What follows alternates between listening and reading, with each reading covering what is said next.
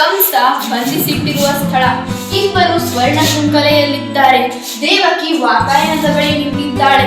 ವಸುದೇವ ಚಿಂತಮಗ್ನನಾಗಿ ನಿಂತಿದ್ದಾನೆ. ಅಕ್ರೂರ ಹೇಳಿದ, ಎದೆಯುದ್ದ ಬೆಳೆದಿದ್ದಾರೆ ಮಕ್ಕಳು ಅಂತ. 14 ವರ್ಷ ಆಯಿತು ಕೃಷ್ಣನನ್ನು ನೋಡಿ. ಅವನಿನ್ನೂ ನನ್ನ ಕಣ್ಣಲ್ಲಿ ಎಳೆಗೂಸೆ.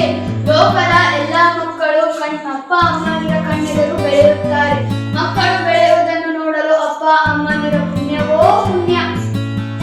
ಮಕ್ಕಳನ್ನು ಆಡಿಸಲಿಲ್ಲ, ಆರೈಕೆ ಮಾಡಲಿಲ್ಲ, ತೊದಲು ನುಡಿ ಕೇಳಲಿಲ್ಲ, ಹಾಗೂ ಜೋಗುಳ ಹಾಡಲಿಲ್ಲ. ನೋಡಿ ಯಾರೋ ಬಂದ ಹಾಗಿದೆ. ಓ ಮಹಾರಾಜ ಭಾವ, ಇದೆ ಅಂತ ಭಾವ. ಬರದೆ ಏನು ಮಾಡಿ ಅರಸನ ಅಂಕೆಯಿಂದ ದೆವ್ವದ ಕಾಟ. ಹಾ ಕೂತುಕೋ. ಶಬಾಷ್ ಭಾವ, ನನ್ನ ಮನೆಯಲ್ಲಿ ನನಗೆ ಉಪಚಾರ. ನನಗಂತೂ ರಾತ್ರಿಯಲ್ಲ ನಿದ್ದೆನೇ ಇಲ್ಲ. ರಾಜಕೀಯನೇ ಹಾಗೆ. 10 ಜನರ ಮಧ್ಯೆ ಕೂತಾಗ ಜೋಲಿ, ಏಕಾಂಗಿ ಇದ್ದಾಗ ಒತ್ತಿದರೂ ಮುಚ್ಚದ ರೆಪ್ಪೆ. ಮೊದಲಿಂದಲೂ ಅಷ್ಟೇ, ಬಲೆ ತಮಾಷೆ ನೀವು. ದೇವಕಿ, ನಿಮ್ಮ ಅಣ್ಣನಿಗೆ ಹಾಲಾದರೂ ಕೊಡು. ಹಾಲ ಕುಡಿಯೋರು ನಾವು, ಹಾಲು ಇಡಿಸೋಲ್ಲ ನಮಗೆ. ಕ್ಷೀರಸಾಗರ ಪತನದ ಕತೆ ಗೊತ್ತಲ್ಲ ನಿಮಗೆ?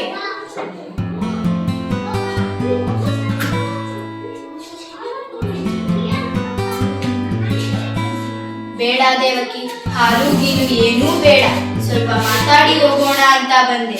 ನಿನ್ನ ಕುಂಬಳ ನಿನ್ನ ಕುಡಿಗೋಲು. ಮಾತಾಡು ಮಹಾರಾಜ. ನೋಡಿದೆಯಾ ಇನ್ನೂ ನನ್ನ ಮೇಲೆ ಅಸಮಾಧಾನ. ನನ್ನ ತಂಗಿಯ ಮೇಲೆ ನನಗೆ ಪ್ರೀತಿ ಇಲ್ಲ ಅನ್ಕೊಂಡ್ಯಾ? ಸಂಕೋಲೆ ಅನ್ನಿಸ್ತೀನಿ ನಿಜ. 100ಕ್ಕೆ 100 ಶುದ್ಧ ಅಪರಂಜಿಯದು. ಕೊರಳಿಗೆ 3 ಎಳೆ, ಕೈಗೆ 2 ಎಳೆ, ಕಾಲ್ಗೆ 1 ಎಳೆ, ಎಲ್ಲಾ ಚಿನ್ನದ್ದೆ. 25 ವರ್ಷ ಆಯ್ತಲ್ವಾ ಮಾಡಿಸಿ. ಸ್ವಲ್ಪ ಆದ್ರೂ ಕಪ್ಪಾಗಿದ್ಯಾ? ಇದು ಪ್ರೀತಿ ಎಂದು. ಇರ್ಲಿ ಬಿಡಿ ಭಾವ, ನಿಮಗೊಂದು ವಿಷಯ ಸುದ್ದಿ ಹೇಳ್ಬೇಕು. ಇಂದು ಮಥುರಾ ನಗರದಲ್ಲಿ ಧನುರ್ಯಾಗ ಮಹೋತ್ಸವ. ದೇಶದ ಎಲ್ಲಾ ಕಡೆಯಿಂದಲೂ ಸಾಹಸಿ ಯುವಕರು ಬಂದಿದ್ದಾರೆ. ರಾಜನ ಮುಂದೆ ತಮ್ಮ ಶಕ್ತಿ ಪ್ರದರ್ಶಿಸಬೇಕು. ಮಥುರಾ ವೀರ ಪ್ರಶಸ್ತಿಯನ್ನ ಗೆಲ್ಲಬೇಕೆಂದು. ಏನು ಹುಚ್ಚೋ ಈ ಹುಡುಗರದು. ಇವತ್ತ ಬಿಲ್ಲ ಹಬ್ಬ. ಯಾಕೆ ನಿಮಗೆ ಗೊತ್ತಿಲ್ವಾ? ಅದೃಷ್ಟವಂತರು ನೀವು. ನಿಮಗೆ ಏನೂ ಗೊತ್ತಾಗೋಲ್ಲ. ಹೊತ್ತಿಗೆ ಊಟ, ಹೊತ್ತಿಗೆ ನಿದ್ದೆ. ಬಿಸಿಲಲ್ಲಿ ಬೇಯೋ ಹಾಗಿಲ್ಲ, ಮಳೆಯಲ್ಲಿ ಕೊಯ್ಯೋ ಹಾಗಿಲ್ಲ. ಅಂದ್ರೂ 4 ಗೋಡೆಯ ಮಧ್ಯೆ ನಿಂದೇ ಪ್ರಪಂಚ. ಒಂದು ನೊಣ ಕೂಡ ಒಳಗೆ ಬರೋ ಹಾಗಿಲ್ಲ, ಒಂದು ನೊಣ ಕೂಡ ಹೊರಗೆ ಹೋಗೋ ಹಾಗಿಲ್ಲ. ಆದ್ರೂ ಮಗು ಸೆರೆಮನೆ ಒಳಗೆ ಬಂದೇ ಬಿಟ್ಟು ನೆಮ್ಮದಿ ಸೆರೆಮನೆಯಿಂದ ಹೊರಗೆ. ಆದ್ರೂ ದೇವಕಿ, ಬಂಧನದಲ್ಲಿದ್ದೂ ನೀವು ಸ್ವತಂತ್ರರು. ನಾವೋ ಬಯಲಲ್ಲಿದ್ದೂ ಬಂದಿಗಳು. ಎಲ್ಲಿ ಹೋದ್ರೂ ಈ ಅಂಗರಕ್ಷಕರ ಪೀಡೆ. ನಿಶ್ಚಿತವಾಗಿ ಊಟ ಮಾಡೋ ಹಾಗಿಲ್ಲ, ನಿಶ್ಚಿತವಾಗಿ ನಿದ್ದೆ ಮಾಡೋ ಹಾಗಿಲ್ಲ. ಕಣ್ಣು ಮುಚ್ಚಿದ್ರೆ ನಾನು ಕೊಂದ ಮಕ್ಕಳು ತಕಪಕ ಎಂದು ಕಣ್ಣೆದುರು ಬರ್ತಾರೆ. 16 ವರ್ಷದ ಹಿಂದೆ ಅದೆಷ್ಟು ಮಕ್ಕಳು ಹುಟ್ಟಿದ್ವೋ ಈ ದೇಶದಲ್ಲಿ. ಅದೆಷ್ಟು ಅಂತ ಕೊಲ್ಲಿಸಲಿ ಆ ಮಕ್ಕಳನ್ನ. ದೇವಕಿ ಹೊಟ್ಟೆಯಲ್ಲಿ ಹುಟ್ಟಿದ 8ನೇ ಮಗು, ಅಷ್ಟಮ ಪುತ್ರ ನನ್ನನ್ನು ಕೊಲ್ಲದು. ಆದರೆ ನಿನ್ನ 8ನೇ ಮಗು ಪುತ್ರ ಅಲ್ಲ, ಪುತ್ರಿ. ದೇವಕಿ, ಬೆನ್ನಿಗೆ ಬಿದ್ದ ಅಣ್ಣನಿಗಿಂತ ಹೊಟ್ಟೆಯಲ್ಲಿ ಹುಟ್ಟಿದ ಕೂಸು ನಿನಗೆ ದೊಡ್ಡದ. ನನಗೆ ರಾಜ್ಯ ಬೇಡ, ಕೋಶ ಬೇಡ, ಪಟ್ಟ ಬೇಡ, ಪಗಡೆ ಬೇಡ. ಎಲ್ಲಾ ನಿನ್ನ ಗಂಡನಿಗೆ ಕೊಡ್ತೀನಿ. ನಿನ್ನ ಮಗನ ಎಲ್ಲಿ ಬಚ್ಚಿಟ್ಟಿದ್ದಿ? ಹೇಳು ದೇವಕಿ, ಹೇಳು, ಎಲ್ಲಿ ಬಚ್ಚಿಟ್ಟಿದ್ದಿ? ನಾನು ನಿಜ ಹೇಳಿದ್ರೆ ನೀವು ನಂಬೋದಿಲ್ಲ. ದೇವಕಿ, ಹೇಳು ದೇವಕಿ, ನಿನ್ನ ಮಾತನ್ನ ನಾನು ನಂಬ್ತೀನಿ. ಹೇಳು. 9 ತಿಂಗಳು ಹೊತ್ತು ಇಲ್ಲಿ ಬಚ್ಚಿಟ್ಟಿದ್ದೆ ಮಗುನ. ಮತ್ತೆ ಅದೇ ಬುಗಳೆ. 16 ವರ್ಷದ ಹಿಂದೆ ಅಷ್ಟಮಿ ರಾತ್ರಿ ಹುಟ್ಟಿದ್ದ ಎಲ್ಲಾ ಮಕ್ಕಳನ್ನು ಕೊಲಿಸಿದ್ದೆ.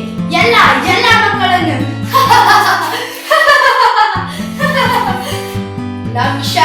ಲಕ್ಷ ಮಕ್ಕಳನ್ನ. ಆದರೆ ಆ ಒಂದು ಮಗುನ್ನ ಮಾತ್ರ ಕೊಲ್ಲಲಿಕ್ಕೆ ಆಗಿಲ್ಲ. ಅವನೇ ಆ ಗೊಲ್ಲರ ಹುಡುಗ ಫಿಳ್ಳಂಗೋವಿ ಕೃಷ್ಣ. ಕೊಲ್ಲಲಿಕ್ಕೆ ಬಂದವರನ್ನೆಲ್ಲ ಅವನೇ ಕೊಂದು ಬಿಟ್ಟ. ಆ ಕೃಷ್ಣನ ಅಪ್ಪ ನಂದ ನಿನ್ನ ಗಂಡನ ಬಾಲ್ಯ ಸ್ನೇಹಿತನೇ, ಪರಮಾತ್ಮ ಪ್ರಾಣ ಮಿತ್ರ. ಆ ನಿನ್ನ ಮೊದಲನೇ ಹೆಂಡತಿ ರೋಹಿಣಿ, ಅವಳ ಪಿಳ್ಳೆ ಬಲರಾಮ ಆ ನಂದನ ಮನೆಯಲ್ಲೇ ಇದ್ದರೆ, ಅರಮನೆ ಕವಳಕ್ಕೆ ಕನ್ನ ಹಾಕಲಿಕ್ಕೆ ಬಂದವಳು ಕೊಳ್ಳಿ ಅಲ್ಲೇ ಅಂತ ಸುಮ್ಮನೆ ಇದ್ರೆ, ಈಗ ನೀವೆಲ್ಲ ಸೇರ್ಕೊಂಡು ಏನೋ ಕುತಂತ್ರ ಮಾಡ್ತಿರೋ ಹಾಗಿದೆ. ಆ ಕೃಷ್ಣ ನಿಮ್ಮ ಮಗನೇ ಇರಬೇಕು ಏನು, ನಿಮ್ಮ ಮಗನೇ ಅವನು, ನನ್ನ ಸೋದರಳಿಯವನು.